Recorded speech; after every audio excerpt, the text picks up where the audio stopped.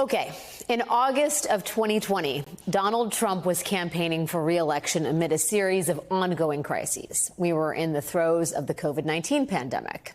The summer saw a wave of protests and uprisings over the murder of George Floyd. And to top it all off, the state of California was experiencing its largest wildfire season in recorded history.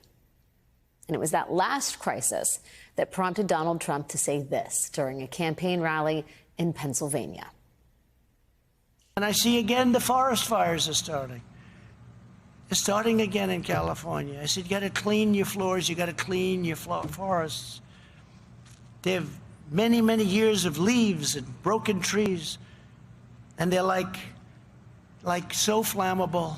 You touch them and it goes up.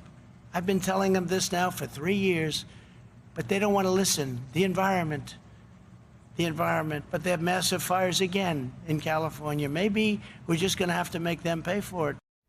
Maybe we're just going to have to make them pay for it. Trump bizarrely and falsely claimed that wildfires were somehow the result of California officials not cleaning the floors of the forest, and then threatened to make California pay for its own disaster relief. For the record, Trump's claim has been thoroughly debunked. The state of California owns only 3% of its forests. The rest are owned by private groups or the federal government, and federal agencies do take regular steps to mitigate the buildup of debris in the forest. I don't know if that includes cleaning the floors, whatever that means. But that reality didn't keep Trump from repeating this claim over and over again. The previous year, when California wildfires were also raging, Trump tweeted an angry screed at California Governor Gavin Newsom. This is what it said. I told him from the first day we met that he must clean his forest floors. And then he comes to the federal government for financial help. No more. The year before that, it was the same thing, almost like a California wildfire tradition. That year, Trump tweeted, billions of dollars are given each year with so many lives lost, all because of gross mismanagement of the forests. Remedy now or no more Fed payments. That was how Donald Trump acted when he was president. During moments of national disasters, he blamed the libs and threatened to withhold aid. He is still doing it. Just 2 weeks ago at a fundraiser in California, Trump threatened to withhold future fire aid if Governor Gavin Newsom didn't agree to change the state's water usage rules. And Gavin Newsom is going to sign those papers. And if he doesn't sign those papers, we won't give him money to put out all his fires. And if we don't give him the money to put out his fires, he's got problems. He's a lousy governor. That threat is not just bluster. Trump has actually tried to do this before. A bombshell new report today from E&E News reveals that in 2018, President Trump actually did try to withhold disaster aid from California just because it was a blue state, to punish the Americans who didn't vote for Trump.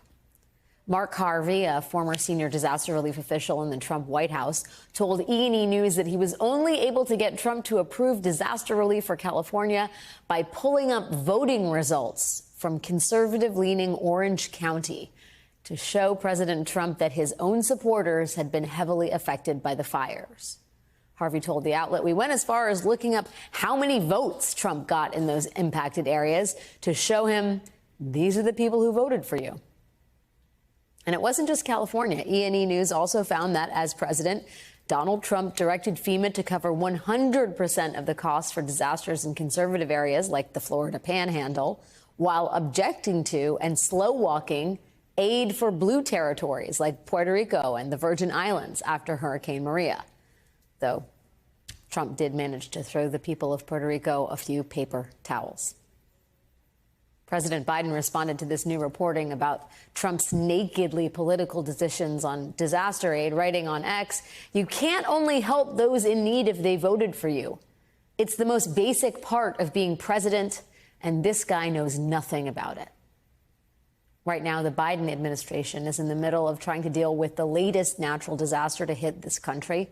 The full extent of the damage from Hurricane Helene has yet to be realized. But right now, NBC News reports that over 220 people have died as a result of that storm, and hundreds of people are likely still missing.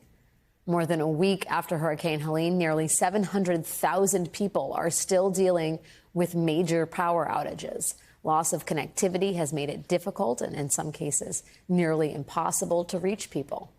Residents are also dealing with the health risks posed by the lack of access to clean water and toxic contamination that has resulted from the storm.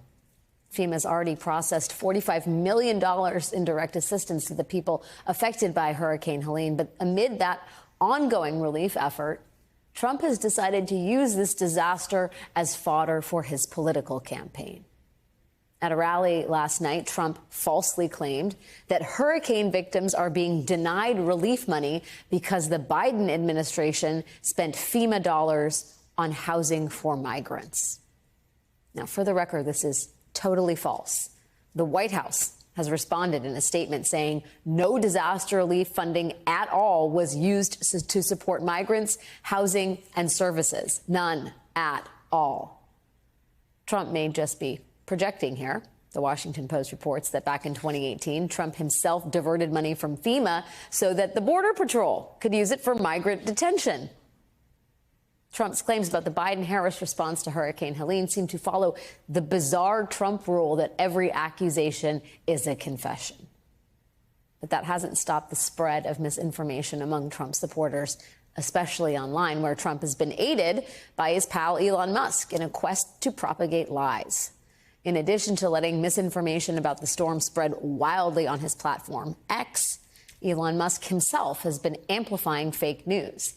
Things have gotten so out of hand here that FEMA has had to make its own landing page on the FEMA website dedicated to debunking these rumors about recovery efforts. In the meantime, Trump traveled to Georgia today for a press conference where he claimed, without irony, that his focus right now is on people and not politics. I'm not thinking about voters right now. I'm thinking about lives. And to be honest, it's much bigger than anything else. But we're thinking about lives, a lot of lives lost, a lot of people missing. And that's what I'd be focused on right now.